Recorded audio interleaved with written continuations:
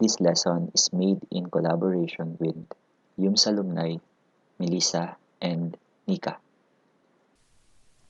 Structural functionalism was influential in the first half of the 20th century, but conflict-oriented approaches took its place by the 1960s to the 1980s. Functionalism was unable to fully grasp the concept of social change and contradictions in society as it ignored social inequalities in terms of gender, race, and class. Functionalism also discounted the ability of individuals to affect change in the social structure, delegating them as mere followers of their social roles, denying individuals of power and agency. Conflict theory gained favor in the decades of civil rights movement and Cold War politics, and Marxism was revived as its basis and most influential set of ideas. What is Marxism? In a nutshell of a nutshell. Marxism begins with a very simple observation. Humans must produce food and material objects for their survival. In the process, we enter into social relationships with others, whether voluntary or involuntary, just or unjust. These social relationships will form what we call relations of production. Meanwhile, the technical component needed in production, such as land, raw materials, tools, etc., refer to the material forces of production. Taken together, the relations of production and the forces of production form the economic base, also known as the substructure or infrastructure of society, the economic system in general. On the other hand, the political, legal, and educational institutions, as well as belief and value systems, culture in general, form the superstructure.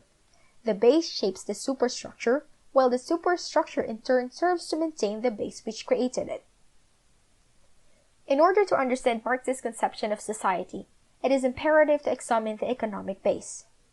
Who controls the forces of production and what kind of relationships exist between the classes at the level of the substructure? Marx contends that societies contain basic contradictions, and there exists fundamental conflicts of interest among the social classes involved in the production process. This is exemplified in the capitalist society. In such a society, the forces of production, such as the machines, the factories, the tools, are owned by the capitalists, whereas the workers only own their labor which they provide to the capitalist in exchange for wages. The relationship formed is one wherein the capitalist is in a powerful position over the workers. However, Marx maintains that it is labor that produces wealth out of all the inputs of production. In spite of this, much of this generated wealth is appropriated as profits for the capitalists, giving the workers wages that are well below the value of wealth they themselves produce. Herein lies what Marxism describes as a major contradiction. It is a contradiction between the classes, primarily between the working and the capital-owning classes. The labor power of the workers produces wealth, but it is the capitalists who have the upper hand in the appropriation of wealth produced by the workers. One group gaining at the expense of the other. The relationship between the social classes is exploitative and oppressive at the disadvantage of the working classes. The capitalist system is riddled with a plethora of contradictions, and Marx believed that it is precisely these contradictions that will trigger the downfall of capitalism. He believed that the contradictions will give way to class consciousness among the workers, wherein worsening contradictions will make them realize that they share the same oppressed conditions as a class. That in their struggle for their rights, as Marx wrote, they have nothing to lose but their chains. Their class struggle will overwhelm and topple the system, most likely in a way revolutionary and radical.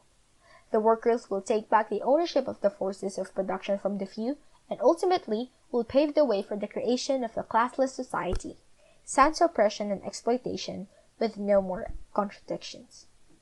In the realm of sociology, Marxism dominates the conflict-oriented approaches to the study of society. Conflict theory views society as a dynamic entity that is constantly changing due to class conflict. Where there is conflict and struggle, there will be change. Where there is change, there is history. While functionalism views society as a system that strives for equilibrium, conflict theory sees social life as a competition leading history in a spiral progression. It focuses on the distribution of resources and power, and addresses inequality among people and classes in a given society. There is still much about Marxism, And this discussion is admittedly just a scratch on the surface. Marxism as a set of ideas is a powerful lens in understanding social change and social inequalities. But the real beauty of the theory lies in its power to move individuals and societies to see themselves as actors belonging to a class longing for social change, in revolutionary and meaningful ways. Marxism teaches that beyond knowing is the act of doing. The philosophers have only interpreted the world in various ways.